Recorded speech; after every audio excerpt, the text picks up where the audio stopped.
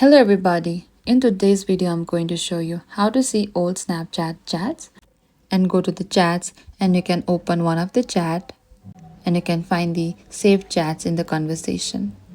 And if messages were saved, they will appear highlighted on the conversation and won't disappear. Simply scroll up to view the older saved messages. Or you can also request your Snapchat data. In the top left, there's a profile icon, select there. And after that, you need to select your setting icon in the top right again. And from the settings, scroll all the way to the bottom until you find this My Data. Tap onto this My Data. And here you can simply toggle on Chat History and scroll a bit down and select Next.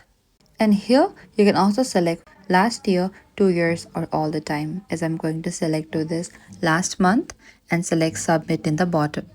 And you can also confirm your email address, and after you're done, select Submit in the bottom right. And after that, your data will be exported and you will get a notification in your Gmail account. And this is it. This is how you can see your old Snapchats.